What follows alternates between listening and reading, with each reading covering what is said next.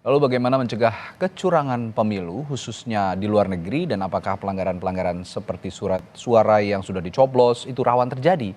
Kita bahas dengan Ketua KPU periode 2017-2021 Arief Budiman melalui sambungan virtual dan juga Ketua Bawaslu 2017-2022 Abhan dan perwakilan Koalisi Jaga Suara 2024 Hadar Nafis Guma yang telah hadir di studio. Selamat pagi Pak Hadar. Pagi Mas Andi. Selamat pagi Mas Arief, Pak Abhan.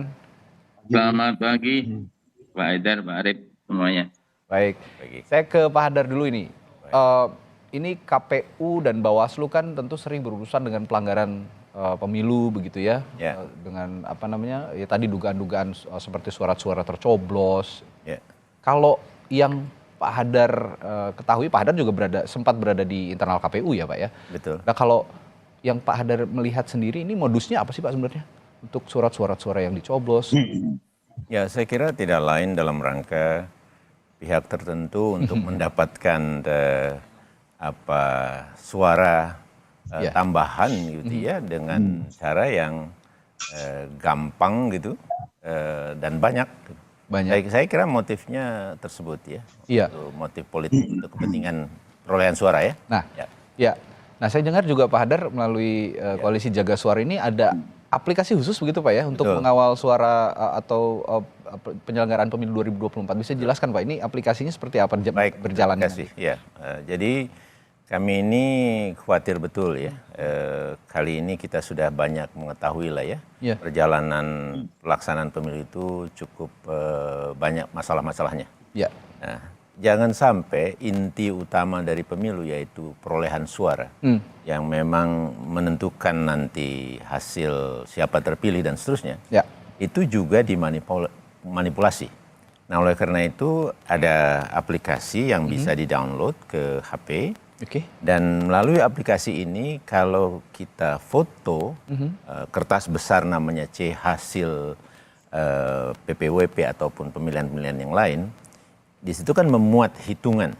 Dari setiap TPS itu kan nanti kan dihitung setiap pemilihan. Nah itu semua dituangkan di sana. Jadi kalau dia udah selesai itulah hasil resmi dari penghitungan suara di TPS. Nah itu difoto. Nah setelah difoto nanti aplikasi ini bisa membaca hasil tertulis tersebut, digitalkan gitu ya. Nah kemudian kalau tidak ada masalah, kemudian ini kita kirim ke server kami. Nah, kemudian kami akan totalkan juga dari kalau setiap TPS nanti ke desa, kelurahan, kecamatan dan seterusnya. Jadi ini cara untuk sebetulnya memiliki semua hasil dan kemudian pihak lain yang independen untuk juga merekapnya gitu. Dengan cara ini kemudian bisa kita bandingkan apakah yang dilaksanakan oleh penyelenggara pemilu itu sendiri itu memang tidak ada juga masalah gitu. Nah, dengan cara ini juga sebetulnya kita itu bisa memastikan bahwa suara yang sudah kita serahkan atau kita coblos kepada calon paslon parpol tertentu itu betul-betul kita rame-rame bisa menjaganya gitu. Jadi ini ruang partisipasi masyarakat luas juga gitu. Artinya semakin banyak warga yang mendownload, menggunakan aplikasi ini semakin banyak juga lembar rekapitulasi yang terdokumentasi begitu kira-kira. Betul. Jadi untuk pemilihan presiden saja ada 3 lembar, DPR ada 20 lembar. Jadi memang tantangannya juga ya banyak lembar ya. Tetapi menurut saya itu sesuatu yang sangat mungkin. TPS kita ini kan banyak sekali, lebih dari 820.000. Jadi kita berharap betul masyarakat seluruh Indonesia dan juga di luar negeri, ayo deh sekalian kita ke TPS, kita udah coblos ya kita fotolah kita tunggu sebentar atau kita pulang dulu lah kalau rumah kita dekat, nanti kita kembali saat setelah jam 1 penghitungan itu dimulai. Nah, kira-kira begitu. Nah ini juga sekaligus memupus keraguan-raguan publik gitu kira-kira Pak Hadar. Belakangan ini kan isu kecurangan, netralitas, etika ini membuat publik sepertinya apatis untuk datang ke TPS begitu kan untuk menyalurkan hak suaranya. Nah, jangan ragu ya intinya pesannya begitu. Jangan ragu datang dan ada aplikasi di handphone ini untuk bisa sama-sama jaga suara kita di pemilu 2024. Betul Mas Radi. Iya, saya ke Mas Arief sebagai ketua KPU yang pernah menjabat di pemilu-pemilu sebelumnya. Nah, saat menjabat Mas Arief, bagaimana memastikan pemilu ini tidak ada atau meminimalisasi lah, kalau tidak ada mungkin agak sulit ya, pasti ada saja kecurangan, tapi meminimalisasi potensi kecurangan yang ada di setiap TPS begitu. Kira-kira bagaimana memastikannya?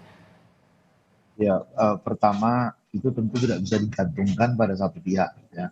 Banyak orang berharap itu digantungkan pada penyelenggara pemilu, tapi nggak bisa dan itu tidak cukup. Maka peran banyak pihak itu sangat dibutuhkan. Salah satunya ya Jaga Suara 2024 ya, bersama dengan teman-teman koalisinya itu. Yang kedua ya peran serta dari peserta pemilu juga, karena mau nakal, mau curang, mau free and fair, itu kan juga sangat tergantung pada cara bagaimana mereka ingin menang, gitu ya. Peserta pemilu maksudnya secara keseluruhan.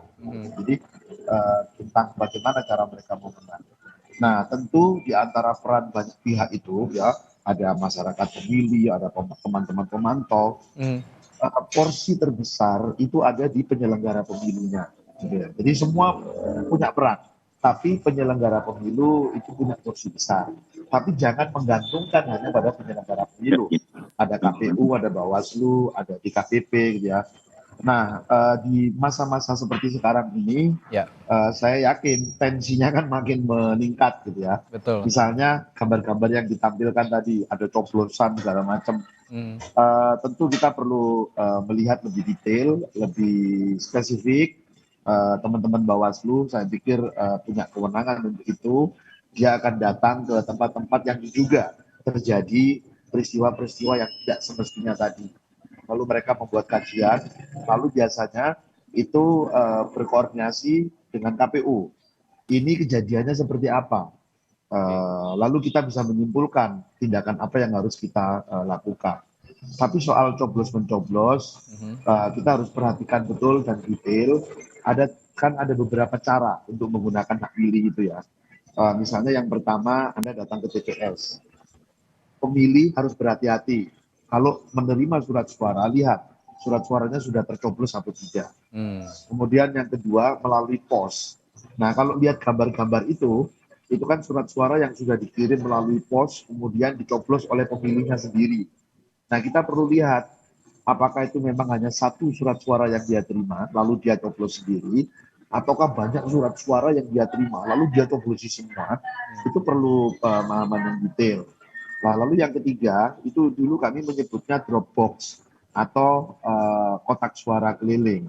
Jadi ada tempat-tempat di mana pemilih itu berkumpul di satu tempat dalam jumlah banyak, tapi dia agak kesulitan kalau harus pergi ke tempat yang lain. Ya, itu biasanya di luar negeri ada begitu. Maka petugas pemilunya yang datang ke sana, gitu ya. Nah, perhatikan juga di situ ketika surat suara diberikan, mau menggunakan hak pilih, apakah sudah tercoblos atau tidak. Nah, kehati-hatian dari banyak pihak, tentu ini bagian dari cara untuk meminimalisir potensi terjadinya kecurangan itu.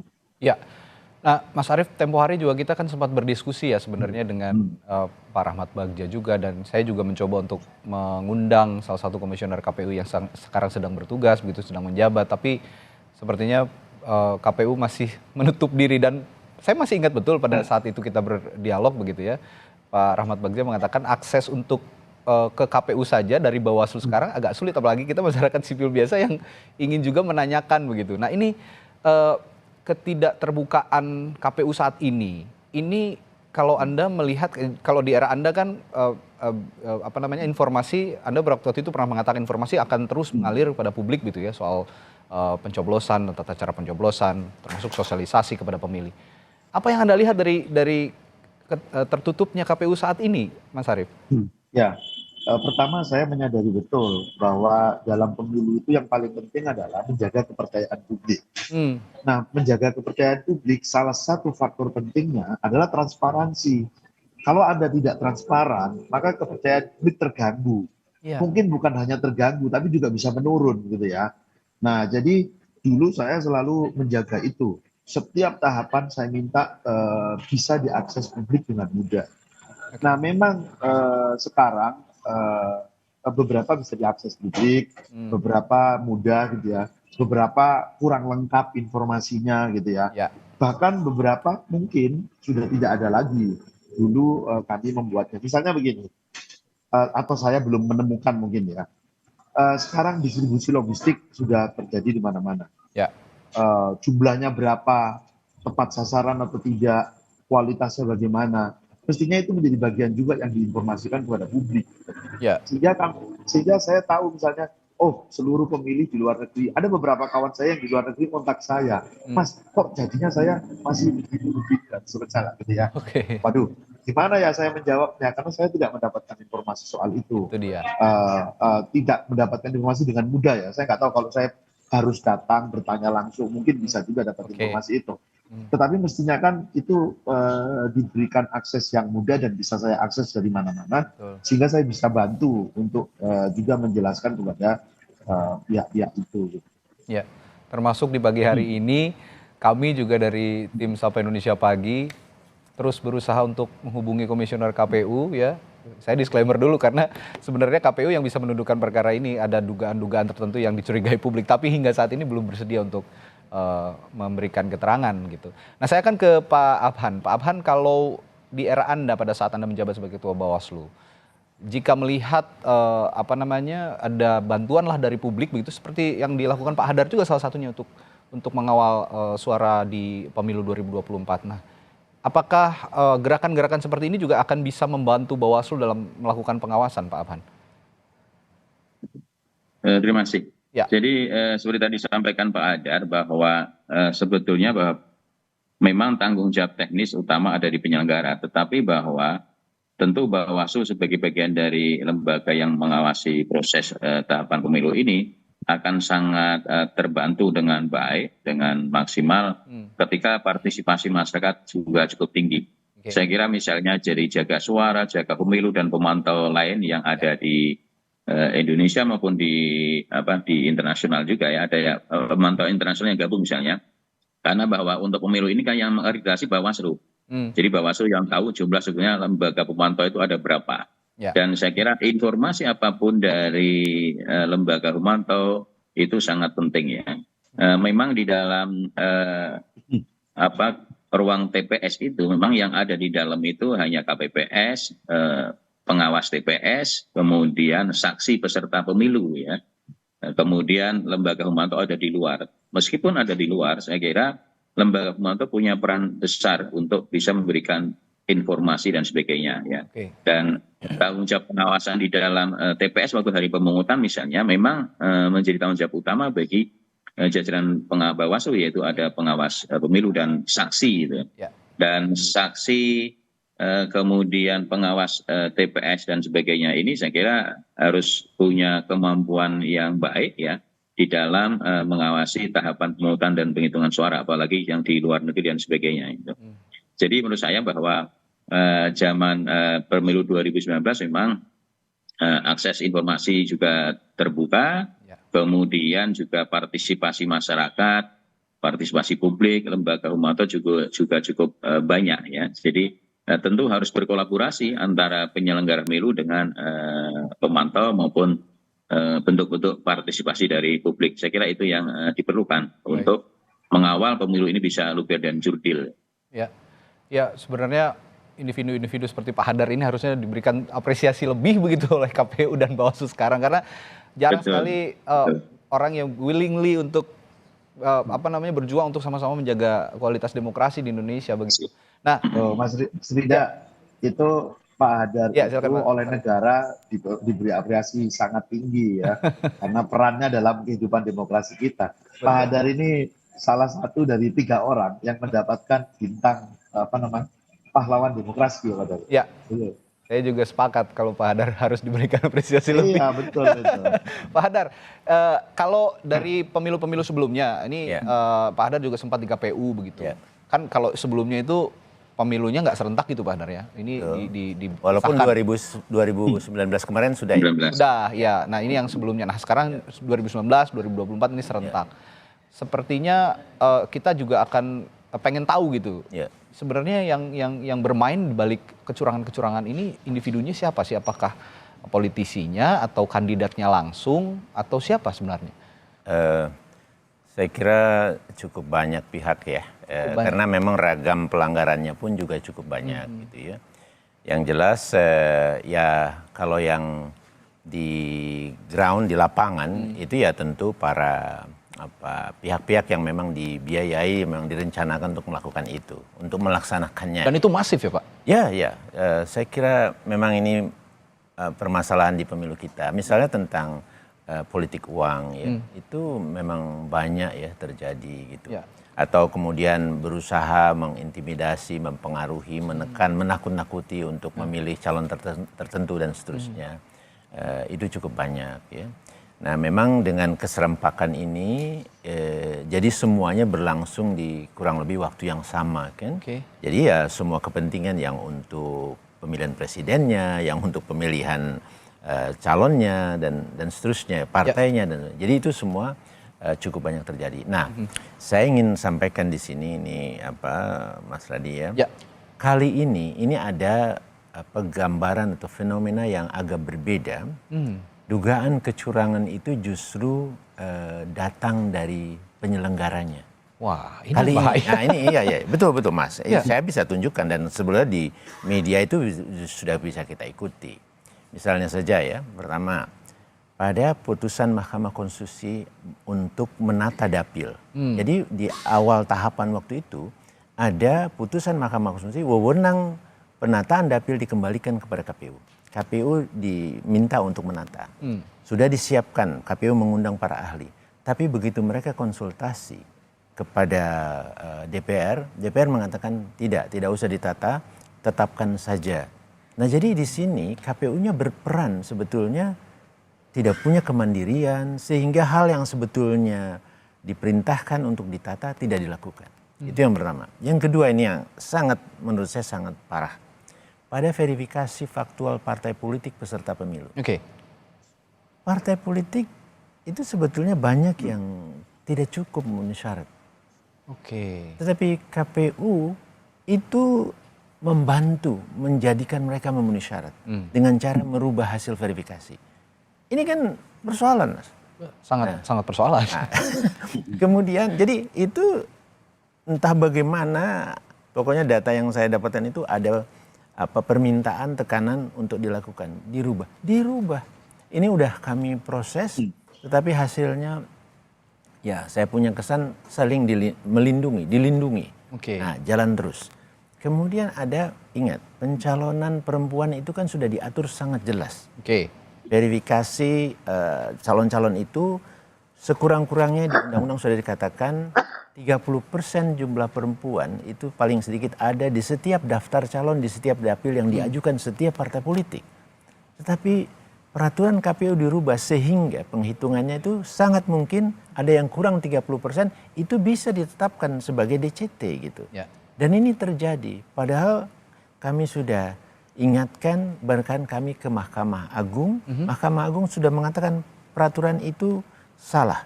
Kemudian kami juga sudah ke Bawaslu, Bawaslu juga keluar keputusan harus diperbaiki. Tapi KPU jalan terus. Tidak diindahkan. Ya, jadi pertama kali di pemilu kita selama ini, di masa yang seharusnya semakin baik kondisi pemilu dan demokrasi kita, hak pencalonan konstitusional dari lebih 8.000-an perempuan itu hilang karena pengaturan seperti ini. Jadi menurut saya ini persoalan-persoalan pemilu kita kali ini itu menonjol sekali dari penyelenggaranya sendiri. Ini yang dikhawatirkan justru bukan dari kandidat tapi dari penyelenggara, bagaimana kita mau percaya begitu ya. Betul. Tapi ya inilah, kalau kita tidak percaya dan akhirnya apatis juga tidak baik begitu untuk tentu.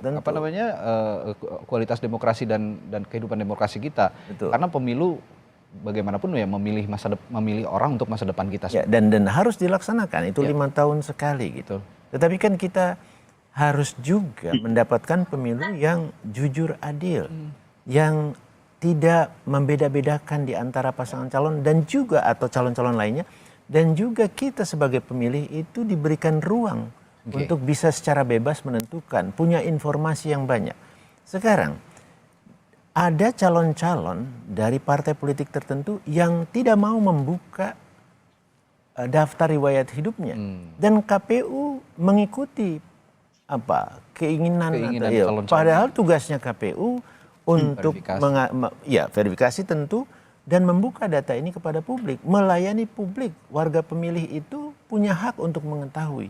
Masa kita tidak bisa? Jadi ini tugasnya KPU sebetulnya juga. Jadi persoalan ini cukup banyak, Mas Andi. Ini datang dari penyelenggara ya? Datang dari penyelenggara. Dan yang mengatakan pernah menjadi penyelenggara.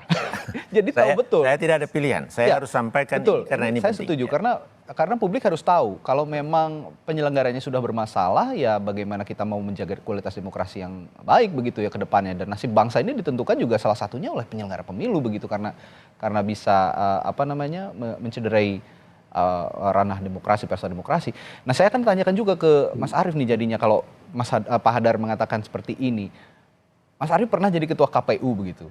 Saya yakin juga KPU sekarang mungkin ada godaan-godaan untuk melakukan penyalahgunaan wewenang lah kalau boleh dikatakan begitu sebagai penyelenggara pemilu. Ada nggak pada zaman Mas Arief itu godaan-godaan seperti ini yang mampir gitu ke meja Mas Arief sehingga mengganggu juga kinerja penyelenggara pemilu? Tapi jangan dijawab dulu ya Mas Arief. Saya akan tanyakan ini setelah jeda di Sapa Indonesia Pagi. Tetaplah bersama kami. Masih membicarakan soal dugaan kecurangan atau potensi adanya kecurangan pada pemilu 2024 yang harus sama-sama kita antisipasi. Tadi Pak Hadar mengatakan pada paruh sebelumnya bahwa sebenarnya saat ini yang lebih parah, dugaan kecurangan itu justru berangkat dari penyelenggara pemilunya sendiri, bukan dari kandidat. Ini yang sangat berbahaya, saudara. Nah, saya tadi tanyakan juga ke Mas Arief. Mas Arief pernah menjadi seorang ketua penyelenggara pemilu, ketua KPU begitu. Nah, saya yakin juga jika memang ada indikasi dugaan kecurangan pemilu dari penyelenggara pemilu, ini berarti ada godaan-godaan gitu ya, entah dari siapa gitu, entah dari kandidat atau yang membiayai kandidat atau siapapun gitu. Pada saat itu memang ada godaan-godaan seperti ini ya, Mas Arief? Ya, jadi saya kebetulan ada di penyelenggara pemilu tingkat nasional di pemilu 2014 dan pemilu 2019. Dua periode, betul. Dua periode. Di 2014 saya sebelumnya ngurusi urusan belakang ya. Jadi urusan logistik, anggaran, segala macam itu. Tapi sebagai orang yang ngurusi di belakang saja, saya tahu ada, mungkin Pak Hadar masih ingat, karena saya ingat waktu itu membahasnya di ruangannya Pak Hadar. Jadi pada saat pendaftaran calon peserta pemilu itu, partai politik, didaftar, dan pada saat deadline kita tutup, gitu ya. Begitu kita keluar ruang rapat, ternyata di papan itu sudah bertambah nama partai politiknya. Pak Hadar masih ingat mungkin ya. Itu langsung kami putuskan rapat kita, dan langsung kita putuskan ini nggak benar. Jadi kita langsung menindak cepat mencegah terjadinya kecurangan. Nah, ketika di 2019 dengan posisi sebagai ketua KPU,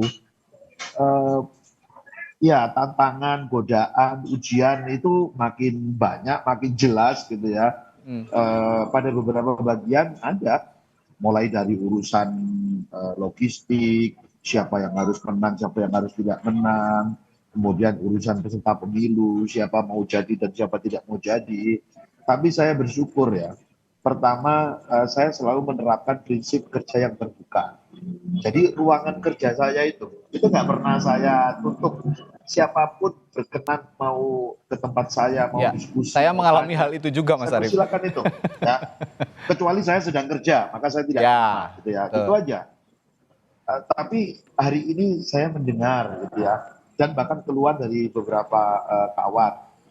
Itu sejak masuk gerbangnya saja, pemeriksaannya udah luar biasa. Gitu. Jadi saya nggak tahu juga ya, sampai hari ini juga saya sebagai Arief Budiman KPU gitu ya. Belum pernah juga menerima undangan datang ke KPU gitu loh. Saya nggak tahu kenapa ini. Tapi menurut saya gini lah, pasti banyak kisah yang bisa diceritakan dari penyelenggara pemilu sebelumnya. Apakah itu hal baik, apakah itu hal buruk. Tapi dua hal itu pasti akan bisa menjadi referensi. Oh, yang buruk kita tinggalkan, oh yang baik kita kerjakan. Nah, mudah-mudahan teman-teman KPU yang sekarang, kalau masih ada hal baik yang dulu pernah kita kerjakan, ya silakan untuk diteruskan gitu ya. Tetapi kalau memang tidak ada sama sekali dalam penilaian mereka, ya sudah, itu aja. Nah, saya yakin juga Pak Abhan sebagai penyelenggara pemilu juga, sebagai Ketua Bawaslu pada saat itu, ada juga ujian, tantangan, dan godaan tentunya. Apalagi kalau Bawaslu kan menangani pelanggaran-pelanggaran pemilu begitu. Ada yang melanggar, tiba-tiba meminta, janganlah saya dibilang melanggar begitu. Kira-kira bagaimana Pak Abhan sendiri pada saat itu menghadapi godaan seperti itu untuk menepis itu dan akhirnya mengatakan tidak begitu Pak Abhan? Oke. Undang-Undang 7 ini sebetulnya memberikan kewenangan yang luar biasa kepada Bawaslu ya. Oke. Sampai dari sisi pengawasan, kemudian sampai pelanggaran administratif, penyelesaian sengketa, dan putusannya bisa final dan mengikat. Ya, saya kira kewenangan yang luar biasa ini memang harus dijalankan dengan prinsip kerja profesional, kemudian mandiri, dan menjaga integritas ya. Satu contoh ketika 2019 kemarin misalnya, ada beberapa yang kasus waktu pendaftaran partai politik ya dinyatakan oleh KPU dinyatakan TMS ya, kemudian kan bisa mengajukan sengketa proses maupun administratif ke Bawaslu ya. Ya. Kamu waktu itu bersikap bahwa memang kalau memang sudah benar apa yang diputuskan oleh KPU ya, kita nyatakan benar. Tetapi kalau yang memang ada persoalan yang memang ada yang salah ya kita benarkan gitu kan. Ya saya kira bagi penyelenggara pemilu prinsip profesional, menjaga integritas dan kemandirian itu penting. Saya kira itu kuncinya. Kalau kemudian tidak ada kemandirian, tidak ada dan integritas profesional nggak ada, maka yang terjadi adalah ya carut marut itu kan.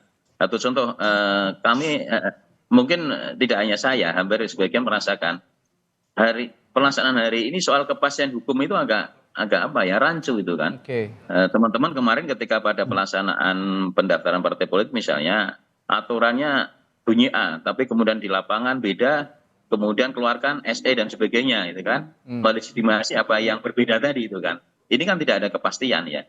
Nah, saya khawatir ketika ini menjelang pemungutan suara, nanti aturan-aturan PKPU, pemungutan dan penghitungan suara nanti dianulir kembali dengan aturan-aturan yang barangkali tidak sinkron dengan aturan yang pertama, itu membingungkan publik dan tidak ada kepastian dalam proses ya. Ini saya kira yang bahaya dan tentu akan menjadi catatan bagi pihak siapapun yang nantinya tidak puas dengan hasil pemilu, akan menjadi catatan-catatan alasan untuk bagian dari argumentasi gugatan ke Mahkamah Konstitusi. Itu yang saya harus diantisipasi dan saya kira sekali lagi Bawaslu juga harus menegakkan keadilan pemilu itu kan. Karena nanti kalau ada beberapa pelanggaran yang tidak ditindaklanjuti, saya yakin nanti akan diungkap di Mahkamah Konstitusi ya. Bahkan kalau ada dugaan yang sifatnya TSM itu sangat signifikan ketika harus menjadi argumentasi di sidang sengketa hasil di Mahkamah Konstitusi. Tapi begini Pak Abhan, ada beberapa anggapan juga dari publik, termasuk saya mungkin,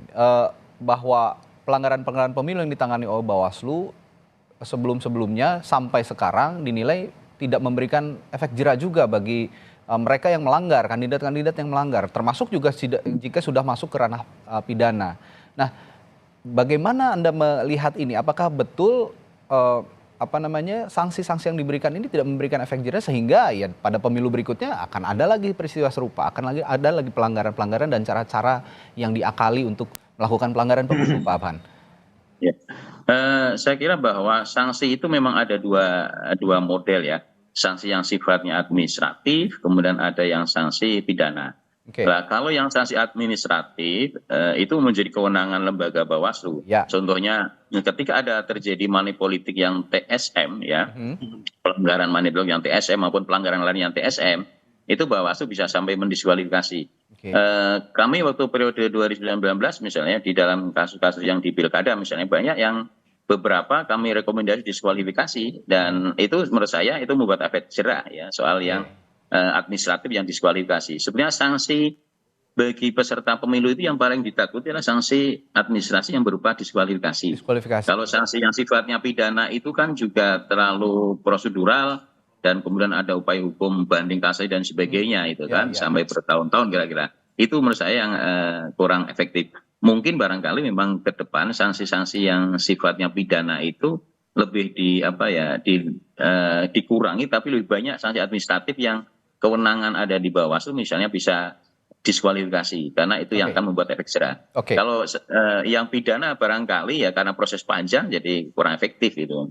Baik, ini juga yang harus perlu jadi catatan dari Pak Abhan tadi bahwa sanksi juga yang jadi catatan lebih berat mereka kandidat ini jika didiskualifikasi gitu ya Pak Abhan ya dibandingkan ke pidana. Sanksi administrasi diskualifikasi lebih mengenal lah daripada sanksi pidana. Karena mereka sudah keluar banyak modal gitu kira-kira kalau didiskualifikasi wah tekor juga jadinya begitu kira-kira ya. Nah, saya kembali ke Pak Hadar ke soal aplikasi Jaga Suara 2024. Kalau tadi Pak Hadar mengatakan dan saya juga melihat bahwa aplikasi ini digunakan untuk mengawasi para kandidat begitu ya, para calon presiden, lalu juga calon anggota legislatif, pokoknya semua peserta pemilu. Nah, apakah memungkinkan juga aplikasi Jaga Suara 2024 ini seperti yang dikatakan Pak Hadar tadi mengawasi penyelenggara pemilu yang sekarang sepertinya juga perlu diawasi betul-betul gitu? Sangat perlu. Sangat perlu ya, sangat bisa ya. Lebih berada pengawasan yang tinggi itu harus pada mereka. Tadi saya sudah ceritakan sebetulnya problem kita di pemilu kali ini sayangnya mengecewakannya itu justru pada penyelenggara pemilu kita.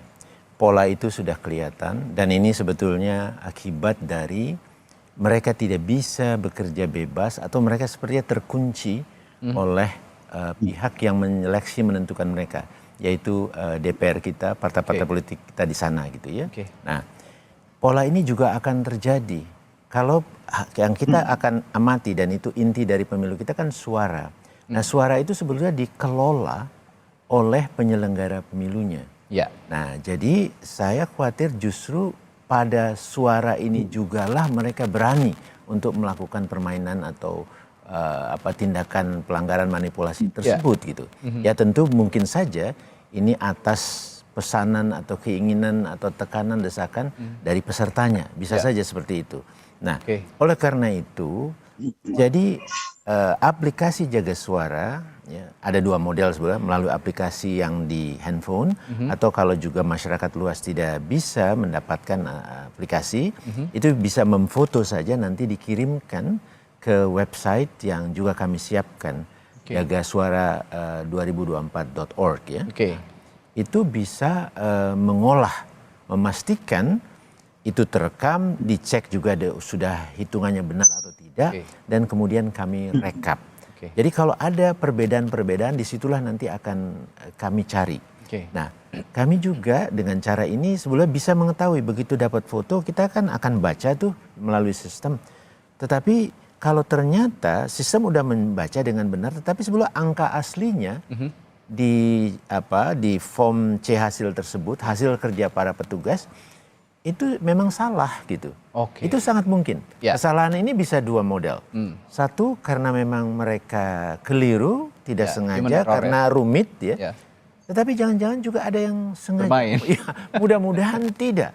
Jadi tapi itu pernah terjadi loh. Nah, jadi oleh karena itu kalau kita temukan yang demikian, kami akan segera kirim ke KPU mengatakan cek TPS ini di daerah ini ada kekeliruan di dalam. Itu cara pencegahannya ya? Ya, itu salah satunya gitu. Tetapi yang nanti totalnya itu juga kita bisa. Jadi yang data direkap dikumpulkan itu bisa kita lihat sampai paling bawah. Nah, hanya saja yang sekarang kami khawatir itu apakah KPU sekarang mau membuka hasil foto yang mereka lakukan sendiri. Tapi kalau ini mereka tidak buka, kemudian kita semua hanya disajikan digitasinya, itu menjadi pertanyaan besar. Apa betul memang sistem yang mereka kerjakan juga sudah benar gitu? Nah, kira-kira gitu tantangan kita ke depan, Mas Radi. Baik, itu tantangan kita ke depan. Kita sama-sama punya peran untuk sama-sama mengawasi jalannya pesta demokrasi di 2024. Terakhir kali saya ke Mas Arief dan juga Pak Abhan, saya ingin meminta Mas Arief sebagai orang yang pernah duduk di KPU dan Pak Abhan yang pernah duduk di Bawaslu pada pemilu sebelumnya memberikan himbauan atau pesan kepada publik agar tetap berpartisipasi dalam pemilu 2024 ini. Silakan Mas Arief dan Pak Abhan. Dimulai dari Mas Arief dulu. Ya, pertama saya ingin mengomentari bagian akhir yang disampaikan Pak Hadar tadi ya. Terkait data hasil pemilu 2014 dan 2019. Seingat saya kita membuka data itu bagi siapapun untuk bisa diakses. Seingat saya begitu ya, Pak Hadar ya. Yang kedua, pemilih gunakan hak pilih Anda ya Ini kesempatan kita untuk memilih pemimpin, siapapun pilihan Anda, pilih yang terbaik. Ya. Baik. Kemudian yang terakhir pada penyelenggara pemilu, saya selalu menyampaikan 3 hal penting dalam penyelenggaraan pemilu. Pertama, Anda harus bekerja secara transparan, biar publik dapat mengakses semuanya. Ya. Yang kedua, Anda harus bekerja dengan penuh integritas, jadi ikuti aturannya. Yang ketiga, Anda harus bekerja secara profesional. Baik. Anda tahu betul, menjadi penyelenggara pemilu harus melakukan apa. Baik. Ya, terakhir ke Pak Abhan, silakan singkat Pak, pesan untuk para pemilih di pemilu 2024 ini. Oke, saya kira tanggal 14 masyarakat jangan lupa untuk datang ke TPS, karena Anda akan menentukan 5 tahun bangsa Indonesia ke depan. 5 menit itu menentukan ke depan. Jadi gunakan hak pilih, awasi prosesnya, awasi hasilnya, ikut partisipasi dalam pengawasan pemilu agar luber dan jurdil. Saya kira itu. Baik. Terima kasih. Terima kasih Pak Abhan, dan kesepakatan kita duduk bersama pagi hari ini adalah meskipun rumit, meskipun banyak masalah, banyak tantangan, banyak godaan dalam pelaksanaan pemilu 2024 kali ini, tapi jangan sampai apatis, tetap salurkan hak suara Anda, berpartisipasi di pemilu 2024. Terima kasih Ketua KPU periode 2017-2021 Arief Budiman, Ketua Bawaslu 2017-2022 Pak Abhan, dan perwakilan dari Koalisi Jaga Suara 2024 Pak Hadar Nafis Gumai yang juga pernah duduk di KPU. Kami yang berterima kasih. Terima kasih banyak Pak Hadar. Sama-sama. Sehat selalu Bapak-Bapak.